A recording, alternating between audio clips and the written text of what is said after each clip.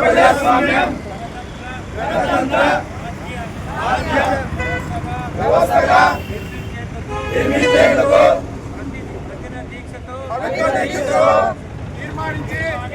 తీర్మానించి మన దేశ పౌరులందరికీ సామాజిక ఆర్థిక రాజకీయ న్యాయాన్ని ప్రకటన మత విశ్వాస ఆరాధన స్వేచ్ఛను హోదాల్లోనూ అవకాశాల్లోనూ సమానత్వాన్ని సాధించేందుకు వ్యక్తి గౌరవాన్ని జాతి ఐక్యత సమగ్రతను కల్పించే సౌభ్రాతత్వాన్ని పెంపొందించాలని మన రాజ్యాంగ నిర్ణాయక సభలో 1949 నవంబర్ 26 తేదీన ఈ రాజ్యాంగాన్ని స్వీకరించి శాసనీకరించి ఆమోదించి మనము కలెక్టరేట్ కు కూతవేటు దూరంలో ఉంటున్నటువంటి మాజీ సైనిక ఉద్యోగి ఇంటిని కూల్చివేసినటువంటి దుండగులను ఇంతవరకు అరెస్ట్ చేయలేదని మాకు తెలుస్తూ ఉంది.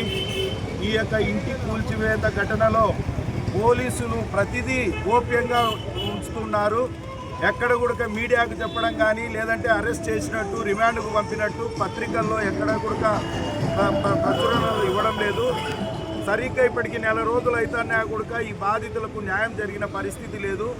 దీనికి అంతటి కూడా కారణం వచ్చేసి దుండుగల వెనకాల స్థానిక ప్రజాప్రతినిధి అండదండలు ఉన్నట్టుగా మాకు స్పష్టంగా తెలుస్తూ ఉంది. అందుకోసంగా మేము ఒకటే డిమాండ్ చేస్తున్నాము.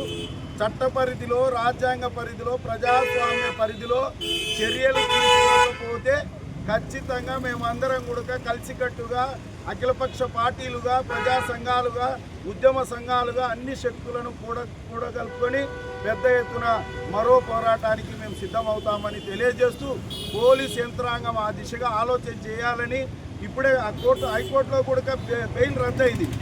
యాంటిసిపేటరీ బెయిల్కు పోయిన వాళ్ళకు బెయిల్ రద్దయింది. వారిని ఇంకా మీనమేషాలు లెక్కిస్తున్నారు. వాళ్ళని అరెస్ట్ చేయకుండా. అరెస్ట్ చేసినట్టు ఎక్కడ కూడా కనపరచడం లేదు. కాబట్టి మేము ఈ సందర్భంగా ఒకటే మనవి చేస్తా ఉన్నాం. ఈ బాధితులకు పూర్తి స్థాయిలో న్యాయం జరిగేంత వరకు మేమందరం కలిసికట్టుగా పోరాటం చేస్తామని మేము తెలియజేస్తా ఉన్నాం.